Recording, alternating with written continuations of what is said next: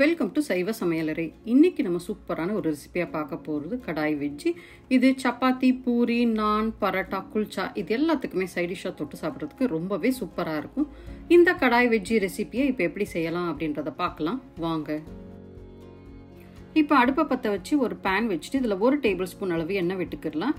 இதில் ஒரு வெங்காயம், ஒரு குடமிளகாவை கட் பண்ணி வச்சுருக்கேன். வெங்காயத்தை மட்டும் அந்த லேயராக தனித்தனியாக பிரித்து வச்சுருக்கேன். இது ரெண்டுத்தையும் லேசாக வதக்கி விட்டுடலாம். இந்த காய்க்கு தேவையான அளவு உப்பு போட்டு இப்போ நல்லா வதக்கிட்டு அந்த வெங்காயம் கொஞ்சம் டிரான்ஸ்பரண்ட்டாக மாறினதும் இதை வேற ஒரு தட்டுக்கு மாற்றிக்கிடலாம்.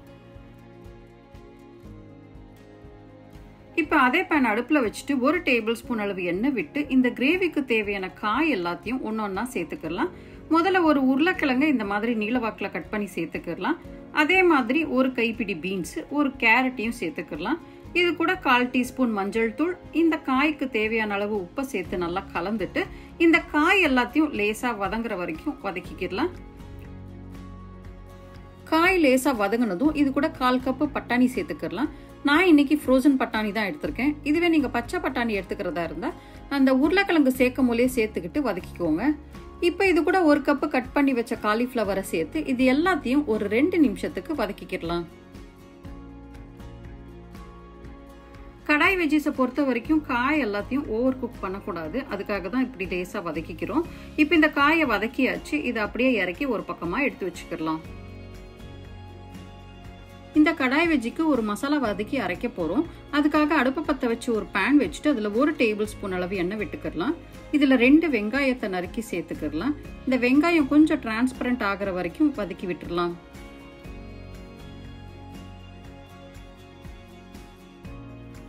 வெங்காயம் லேசாக வதங்கினதும் இது கூட 2 தக்காளியை நறுக்கி சேர்த்துக்கலாம். அப்படியே ஒரு 8 முந்திரி பருப்பையும் சேர்த்து நல்லா கலந்துட்டு இந்த பேன்ல ஒரு தட்டை போட்டு மூடி அந்த தக்காளி நல்லா குழஞ்சு வர வரைக்கும் வேக விட்டுறலாம். பாத்தீங்கன்னா தக்காளி நல்லா குழஞ்சு வந்திருக்கு. இதை அப்படியே இறக்கி ஆற விட்டுட்டு நல்லா ஆறிட்ட அப்புறமா ஒரு மிக்சி ஜார்ல போட்டு நைஸா அரைச்சி எடுத்துக்கலாம். இப்போ கிரேவி செய்யறதுக்காக அடுப்பை பற்ற வச்சு ஒரு பேன் வச்சிருக்கேன். இதுல 1 டேபிள் ஸ்பூன் எண்ணெய் விட்டுக்கிடலாம். இந்த எண்ணெய் நல்லா காஞ்சதும் இதுல 1/2 டீஸ்பூன் ஜீரகம் போட்டு அது நல்லா பொரிஞ்சு வரும் போல ஒரு வெங்காயத்தை நறுக்கி சேர்த்துக்கிடலாம். இந்த வெங்காயம் நல்லா பொன்னிறமா மாறுற வரைக்கும் வதக்கிக்கிடலாம். வெங்காயம் நல்லா கலர் மாறினதும் இது கூட 1 டீஸ்பூன் அளவு இஞ்சி பூண்டு பேஸ்ட்டை போட்டு அதோட பச்சை வாசனை போறதுக்காக கொஞ்ச நேரத்துக்கு வதக்கிடலாம். அடுத்தது இது கூட நம்ம வதக்கி அரைச்சி வச்ச மசாலாவை ஒன்னா சேர்த்து நல்லா கலந்து விட்டுடலாம்.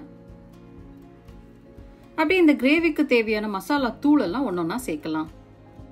முதல்ல 1/4 டீஸ்பூன் மஞ்சள் தூள், 1 டீஸ்பூன் மிளகாய் தூள், 1 teaspoon Kashmiri chilli powder, 2 teaspoon தனியா தூள், அப்படியே இந்த கிரேவிக்கு தேவையான அளவு உப்பை சேர்த்து நல்லா கலந்து விட்டுடலாம்.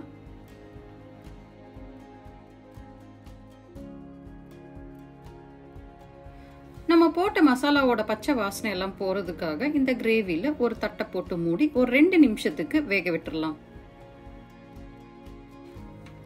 பாத்தீங்கன்னா மசாலா நல்லா வெந்து எண்ணெய் லேசா பிரிஞ்சு வந்திருக்கு. இப்போ இந்த கிரேவிக்கு தேவையான அளவு தண்ணியை சேர்த்து நல்லா கலந்துட்டு மறுபடியும் ஒரு தட்டை போட்டு மூடி நல்லா ஒரு கொதி வர வரைக்கும் நம்ம வெயிட் பண்ணலாம். மசாலா நல்லா கொதிச்சு வருவோம். நம்ம வதக்கி எடுத்து வச்ச காய் எல்லாத்தையும் இது கூட ஒன்னா சேர்த்துட்டு நல்லா கலந்து விட்டுறலாம்.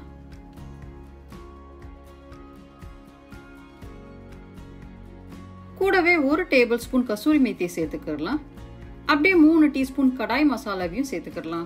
இந்த கடாய் மசாலாக்குண்டான வீடியோ ரெசிபி நம்ம சேனல்ல ஆல்ரெடி போட்டிருக்கோம்.